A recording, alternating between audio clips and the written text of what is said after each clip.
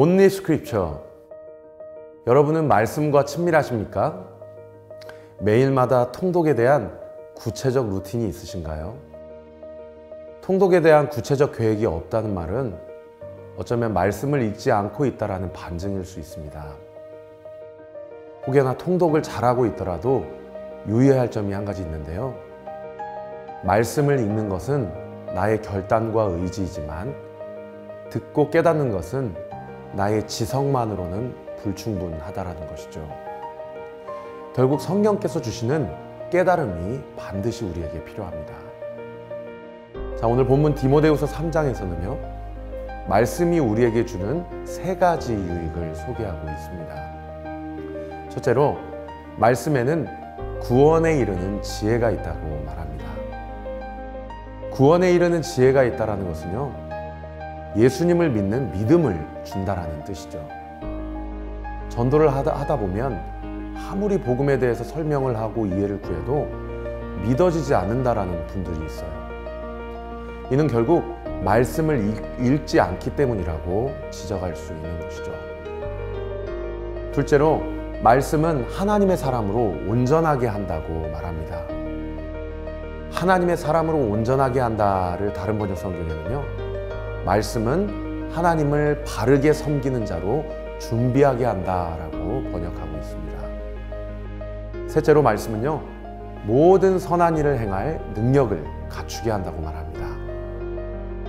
모든 선한 일을 행할 능력을 갖추게 한다는 뜻도 하나님께서 기뻐하시는 일을 할 수 있는 능력을 공급해 준다라는 뜻입니다.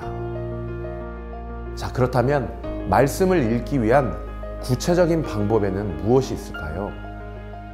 첫째로 말씀을 읽는 구체적인 시간을 정하셔야 됩니다. 칼빈 대학의 철학과 교수인 제임스 스미스는 2018년도에 습관이 영성이다라는 책을 폈습니다. 이 책의 원 제목이 You are what you love인데요. 결국 내가 사랑하고 갈망하는 것, 곧 그것이 나를 말해준다라는 요지인 것이죠. 사랑하면 알고 싶고 또 사랑하는 대상을 알기 위해 배워가는 그 과정을 통해 나를 만들어간다라고 저자는 이야기합니다. 이에 대한 반복적 실천이 소위 습관이 되고요. 이 습관이 내가 누구인지를 결과적으로 말해줄 수 있다는 것입니다. 자, 두 번째 구체적인 방법과 관련해서요.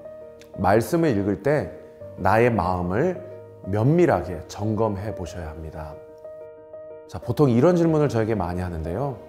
목사님, 말씀을 읽는데도 도대체 이 말씀의 뜻이 무엇인지 모르겠고 또 마음에 어떠한 감동도 없어요 라고 질문하시는 분들이 계세요. 자, 이럴 때는 말씀을 읽는 나의 마음과 자세를 한번 점검해 보세요. 그리고 동일한 말씀이라도 여러 다른 번역서를 비교해 가면서 읽어보시는 것도 큰 도움이 될 것입니다. 누가복음 24장 32절에 보면요. 우리에게 성경을 풀어주실 때에 우리 속에 마음이 뜨겁지 아니하더냐 라는 말씀이 있습니다. 말씀을 읽으며 가슴이 뜨거워지도록 나의 삶에 깊숙이 그 말씀을 대입해 보십시오.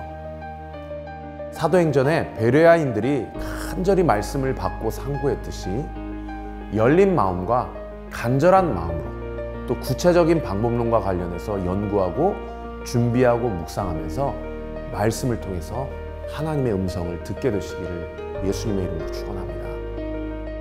마지막 세 번째로는요.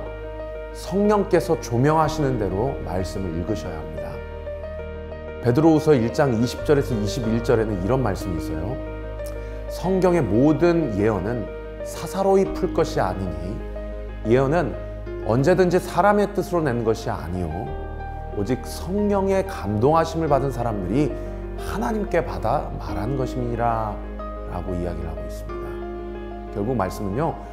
내가 읽고 싶은 대로 해석하고 싶은 대로 읽는 것이 아니라 성령의 조명하심을 따라 주께서 풀어주시는 대로 해석하셔야 합니다. 혹시 말씀 읽기를 잠시 멈추셨습니까? 다시 성경을 펴보십시다. 그리고 그 앞에 우리의 마음을 활짝 열어둡시다. 이 말세를 살아가는 우리가 이 말씀을 통하여서 참 그리스도인이 되시기를 우리 구주 예수 그리스도 이름으로 축복합니다.